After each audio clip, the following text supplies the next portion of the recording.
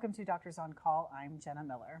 Physical therapy is a practice that's been used for thousands of years. It involves treatments that focus on prevention and management of injuries or disabilities.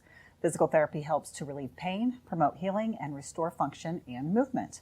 Like any other form of healthcare, there are a number of specialties that address different types of injuries and various parts of the body.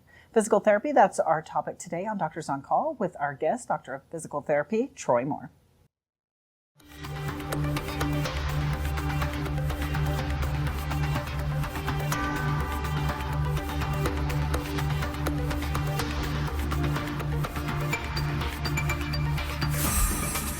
Presentation of Doctors on Call on Smoky Hills PBS is made possible in part by an underwriting grant from Russell Regional Hospital, experts, neighbors, friends.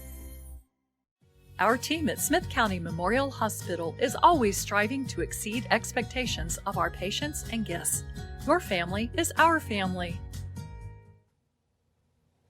Troy Moore received his undergraduate bachelor's degree in kinesiology and sports medicine from Emporia State University and his master's of science in physical therapy degree from Wichita State University. He graduated with his doctorate of physical therapy from Regis University in Denver, Colorado. He is a certified strength and conditioning specialist and has practiced generalized physical therapy and orthopedics and sports-related physical therapy and rehabilitation for more than 20 years in Central Kansas. Troy is the director of physical therapy at Ellinwood District Hospital, provides physical therapy for Barton Community College Sports Medicine Department, teaches Introduction to Sports Medicine at USD 355 Ellinwood High School, and serves as the Kansas Federal Affairs Liaison for the American Physical Therapy Association. Give us a call at 800-337-4788 toll-free with your questions about physical therapy today on Doctors on Call. Doctors on Call brings you information which may be useful to you when you see your own physician or therapist. Thank you so much for coming back and joining us on the show. Yeah, let's get right to it. Let's talk about, first of all, why a patient might need physical therapy. Sure. We get calls daily on certain things. So the top few that we see the most of would be back pain, whether that's neck or low back. Second would be some type of surgical follow-up. So whether they've had a knee replacement or back surgery, that tends to get us a lot of visits too. And then in general, just general knee, ankle, and hip conditions, whether that be overuse or some type of strain or some type of fracture. So variety of different reasons, and we see them at Ellinwood Hospital from ages 2 to 92. We see a wide variety of people. Do you need a referral to see a physical therapist, or could a person just call and check themselves in? So in the state of Kansas, we have direct access, so we can see you. There's certain limitations we have. So technically, no, you do not need a referral to see us, but in order for your insurance to pay for that visit, certain insurances require that order or referral. Okay. Now, you said you mentioned surgery. Let's talk about how important physical therapy is following a surgery. Sure. So we think it's very important, some more than others. Just for instance, today, a rotator cuff surgery of the shoulder. That is a really long, drawn-out process. Typically, it's between a 4 to 6 month rehab. And there's certain people that will do just great without it, and then there's a lot of people that need help. So our main priority is to restore function and mobility after that surgery. So sometimes it comes back on its own, but a lot of times people need a little help getting it there. And then little encouragement, home exercises, stuff like that. In addition, we feel like we're kind of the eyes and ears of the surgeon. So a patient may have surgery, go back 2 weeks later, 6 weeks later, 3 months later, and then a year. We feel like if there's issues, if there's concerns, we can call that physician or that surgeon and kind of report them and get things taken care of. Sure. Now, we were talking a little bit before the show started. There are some that don't feel that there's some doctors that feel you don't need physical therapy following certain surgeries. Let's talk about that. So I've been at this 20-ish years, and it used to be everybody would go to therapy 3 times a week for 6 weeks. Like, we saw them a lot. We're seeing now an orthopedic surgeon group in Wichita that no therapy after a shoulder replacement or hip replacement. And it's really just, here's some exercises, try it on your own. What we're seeing is that works okay. There's certain patients that still need that. So I always say is most of the people fit inside of a bell curve. Like they're going to do okay. And there's certain people that aren't. So we feel like total hip and total shoulder, they're doing like no therapy in some places, but in others, we still do the old traditional physical therapy. But the thing is, we're doing it less. So what used to be 3 times a week is more 2 times a week. What used to take us 8 weeks is now taking us 4 weeks. And I think it's because of the advances in surgery. They're just coming out better. Excellent. Great to know. What takes place during an examination when a patient first sees you? So lots, actually. We book an hour, and you're usually there the full hour. The biggest thing is getting a good history. So what is going on with you? How long has it been going on with you? What other things have you tried? Medications, diagnostic studies, really getting a foundation of what's going on. Second part would be the actual hands-on examination. We want to know how much that joint moves or doesn't move. How strong is it? How weak is it? Do you have nerve involvement? So really trying to identify what's wrong with them. And sometimes that's kind of fast and easy, and sometimes it's very complicated, depending on the person and how many other disease processes they have going on. So once we do that, we establish there's always home exercise and physical therapy. You always leave with one. A lot of them leave with bands. It's kind of a traditional thing for us. We want you doing some type of homework at home. And then from there, establishing, do they need to come back? How often they need to come back? And what we're going to do to meet our goals. Now, would you say it just is patient by patient, or do you typically see a patient for so long, so many weeks at a time? It is so dependent on that person and what they need and what they want. Because believe it or not everybody wants to come to physical therapy. Their physician wants them to. Maybe they're a little anxious. Maybe they don't want to commit the time. Maybe they're really busy. So I've seen people once. I've seen people 3 times a week. It's very dependent on the condition they're treating. Sure. And sometimes you'll hear people, even after a total hip replacement, they start therapy that day. How do you feel about that? Absolutely. So most surgeons that do a total joint replacement want that patient standing within 4 hours. So after 4 hours of surgery, not 4 hours of surgery, but after 4 hours of recovery, typically the oxygen levels are okay. And believe it or not, those joints are ready to weight bear that early. The cement inside the joint heals very fast, and it's safe to walk. So I know it sounds pretty rough, but it's actually been proven that the earlier they get them up, the least likely for infections or any type of respiratory conditions. So it's very important that we get them up soon. Has it always been that way, or is that something that's changed over the years? Well, going back in time, a total knee may stay 2 weeks. Now we are actually seeing them outpatient or just one-night visit. So over the last 20 years I've been doing this, it used to be a 3-night stay.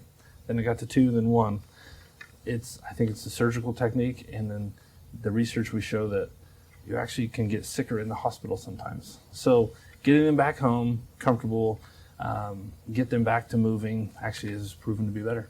And do you find patients can sometimes be a little bit nervous to get up Absolutely. that quickly? Particularly those that maybe had a total knee or total hip 10 years ago, and then they have one now, and we've changed so much. So they're used to staying that 2 nights, and then here we are telling them the next day you're going to go home and you're going to start outpatient therapy. It's just such a more rapid pace now. Sure. And we've been talking a lot about the post-surgery therapy. What kind of benefits can physical therapy have to avoid some types of surgery? Sure. So a lot of the arthritis diagnoses come to therapy before surgery. And we have established that even an x-ray and MRI that shows arthritis can benefit from movement. So the more you move that joint, the more synovial fluid you produce. That's kind of like our joint grease. Once we get that going, things actually can move better. So I think it's a lot of convincing people that even though they have a diagnosis of arthritis, they still exercise and they still move. So counseling them on exercise, diet, maybe smoking cessation, maybe some type of, they call it a inflammation diet, like things to eat, things not to eat. We try to cover all that to promote healthier lifestyle and then just prevent maybe that surgery in the future. Sure. And how do you determine if a patient needs x-rays or an MRI? Good question. A lot of times if we're just not successful, a physician will diagnose They'll do their testing and just say, hey, let's try PT for 6 weeks, 4 weeks, whatever, and see how you do. And if we're not successful, we usually send them back and say, okay, let's take a closer look at what's going on. Maybe we've missed something. Maybe we're just not seeing something. So when therapy fails, a lot of times is when we do it. Okay, let's talk a little bit about dry needling. I know that's, it just seems like a lot of people Sure. appreciate that. Maybe some misconceptions or what it is. So dry needling is where we put a microfilament needle. It is the same needle as an acupuncturist. It's the same thing. We just, PTs and dry needling, acupuncturists would do 2 different theories. So we stick that needle into the muscle tissue, and we are trying to connect the nerve and the muscle together. So we then apply electricity onto the needle, and we make that muscle twitch or jump. And what that does is it decreases the pH in the muscle. It also does relaxation, and it can open up the nerves. So we typically do 4 to 8 needles. That's it at one time. In Ellinwood, we do more like 4. And we're finding success with placement versus number of needles. So making sure we hit the right spot, making sure we're applying the right electricity. I think that's the key to dry needling, and we have seen some fantastic results. I wish it had been around longer because it's absolutely changed the way I practice and the way my patients are treated. Sure, and who might be a good candidate for dry needling? Sure. Anybody with a muscle issue, anybody with nerve involvement. So you hear a lot about like lumbar radiculopathy, cervical. That's when patients have a back issue and it's sending pain down their arm or their leg. So we are finding success with putting needles in their back and then tracing the nerve down their leg or arm. And then also just anybody who's having, I do it a lot at Barton County Community, where the athletes are running, jumping, they have crazy amount of muscles, and they just strain them like daily. So we're finding that the depth of the needle can get deeper and more effective than maybe traditional sports medicine methods. So those are the 2 biggest people that I'm seeing with it. Sure, and how often can a person have this procedure done? I don't recommend more than twice a week, and we typically space them out Monday, Thursday, Tuesday, Friday, because that tissue is getting kind of traumatized with it. So we don't want to overdo it. Twice a week is the most we do. Sure, and do you find that people, they have to keep coming back, or can sometimes one treatment be the cure-all? How does that work? I have seen really good results one time. I've seen I have a lady from Great Bend that she's been coming for over a year. And that is the one thing that we do that helps her stay away from prescription medicine. It helps her from having back surgery. So it's everywhere, but like I've done once and healed people, and there's people that I do it chronically to keep them kind of their symptoms at bay. So depends on the person and the diagnosis. Sure. Very interesting. And you had mentioned before about arthritis. Can it be treated? Do you find dry needling can help with arthritis? Anything that helps blood flow to the joint, I think helps arthritis. So I think it's just one piece of helping it. If we combine the dry needling or any modality such as ultrasound with stretching, strengthening, I think that's the piece. It's a big puzzle. We try to put it together. I don't think there's one thing that helps the most, but I do think it's a good piece. Okay. All right. Well, we're going to go to the phone lines. We've got Clarence on the line from Salt Lake City. Hi, Clarence. Go ahead with your question for Troy Moore tonight, our physical therapist. I'm interested in a career in physical therapy, but I'm wondering the difference in a physical therapy assistant and a physical therapist. Is there schooling differences? That's a great question. And I teach a class at a high school, and we talk about this stuff a lot. So I'm excited.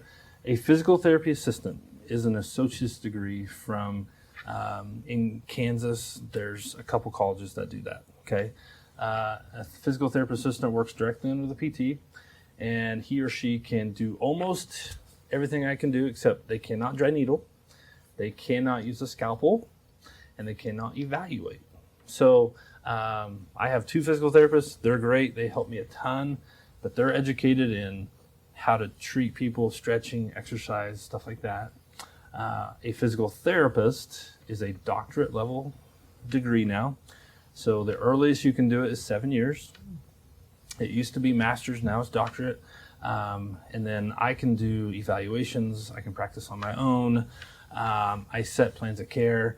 So 2 years versus 7 years, and as expected, a salary difference in that too.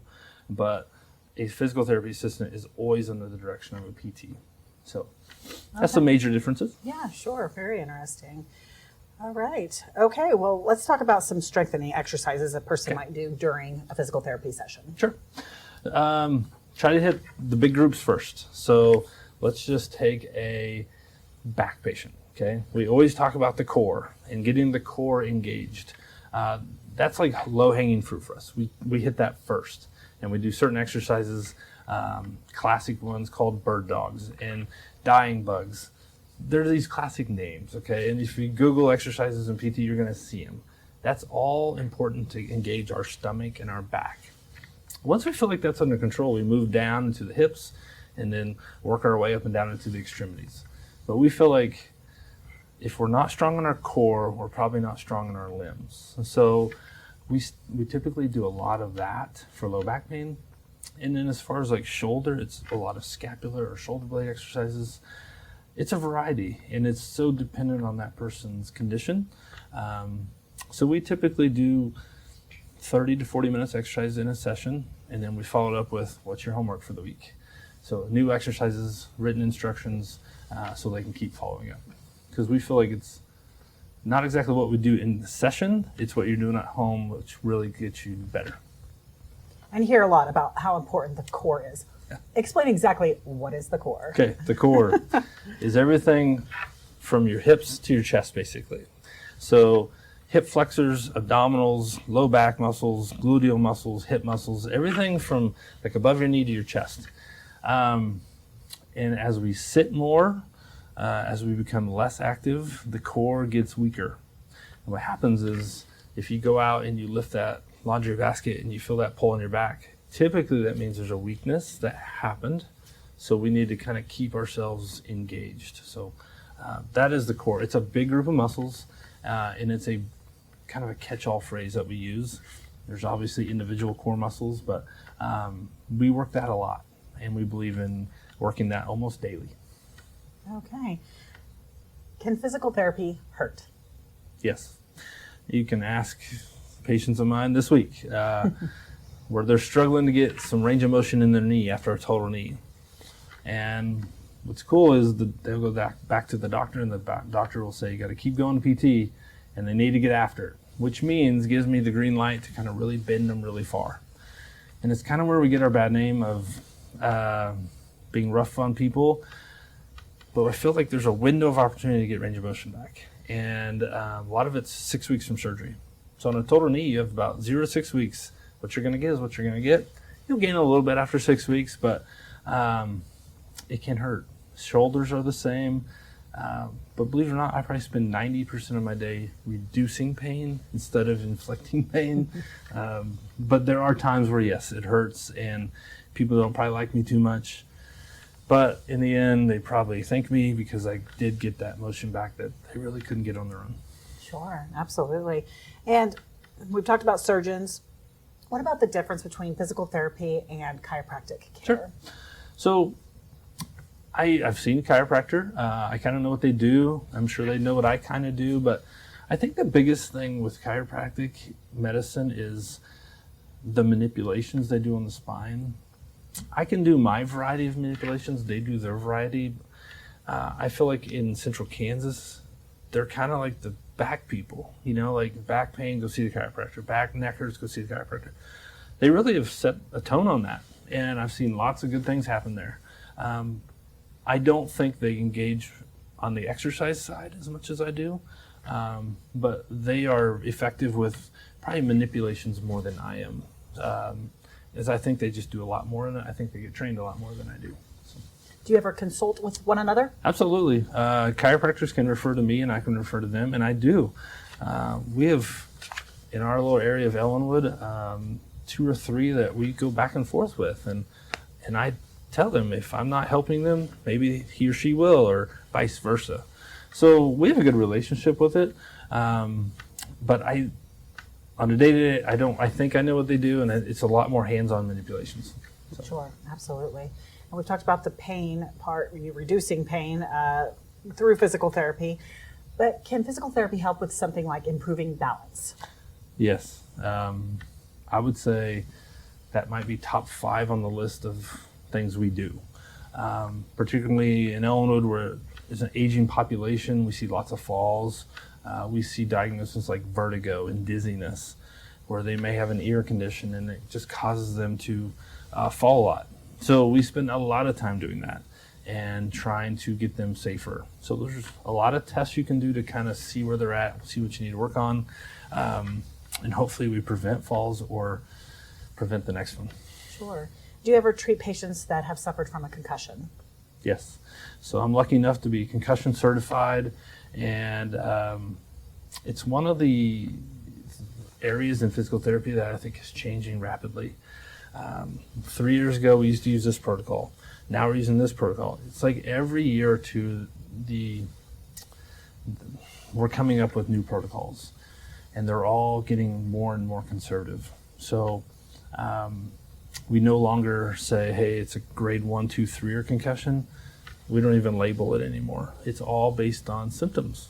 So I don't care if it's your first concussion or your third, we're treating them the same. And you have to be no symptoms for so long, and then start running, and then start contact. It's very stringent. I think we're protecting people better. And a lot of people think it's just football players. It's not. You just talked about falling. I would say nearly half the people that fall also hit their head and get concussions. So recognizing the concussion, treating the concussion with education and just de-stimulating their brain has been really effective. Kind of knowing what to look for and really slowing them down. So I think we used to push through concussions a lot. I'm finding we are backing way off and slowing them way down. What are some signs that a person has suffered from a concussion? Sure. Persistent headache, sensibility to light and sound, and then sensibility to screens, so phones, tablets, TVs. If they get any type of symptoms with those, blurry vision, dizziness, we know that that brain is still trying to heal. Sure. And is there any truth into, you'll hear if you hit your head and you see stars, that's a telltale sign. Is there any truth behind that? There's truth behind it. It's how long you see the stars, and then how long do symptoms last after the stars. So I have lots of people that stars go away pretty fast, but if it's really sunny out, they might get this eye headache. I call it an eye headache, where they're hurt behind their eyes. Or a child or a student may go back to high school, and within 4 hours, he's or she is having a headache, or they're just kind of covering their eyes. So that just tells us that brain has not healed. And we estimate now sometimes they're 3 to 6 months to heal. So it's slower than we thought, but there is excellent studies being done right now through the NFL and other professional studies to show us we need to slow down. We need to hold them out longer. We need to really assess these kids. Sure. And I would say typically you don't think of going to physical therapy as far as if you have a concussion. Right. At what point does a person say, maybe I should see a physical therapist? I would say after 2 weeks, when your symptoms just aren't getting better, maybe it's time to come see somebody, because we do a lot with the neck, because a lot of times these concussions happen with some type of whiplash injury. So we treat their neck. We can treat just de-stimulation of the brain, so a lot of teaching. Maybe they're still trying to work. Maybe they're looking at screens all day. Maybe their vestibular system is not as good as it could be. Those are all tips we give. I'm not saying there's exercises for it, except for neck exercises. A lot of it is patient education. And a lot of the big thing I do is there's protocols that I test kids before I send them back on the field.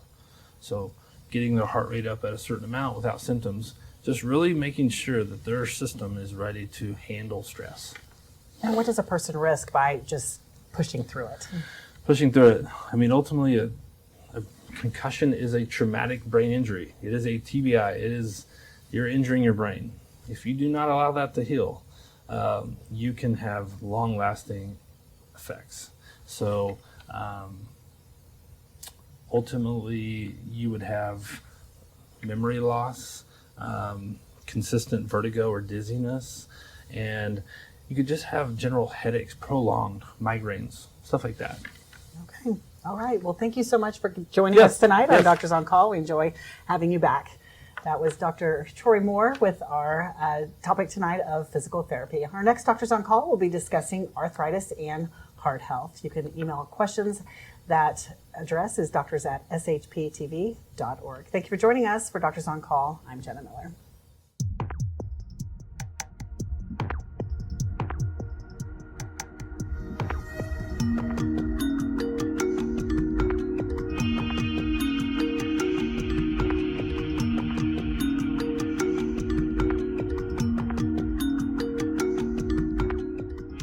Presentation of Doctors on Call on Smoky Hills PBS is made possible in part by an underwriting grant from Russell Regional Hospital. Experts, neighbors, friends. Our team at Smith County Memorial Hospital is always striving to exceed expectations of our patients and guests. Your family is our family.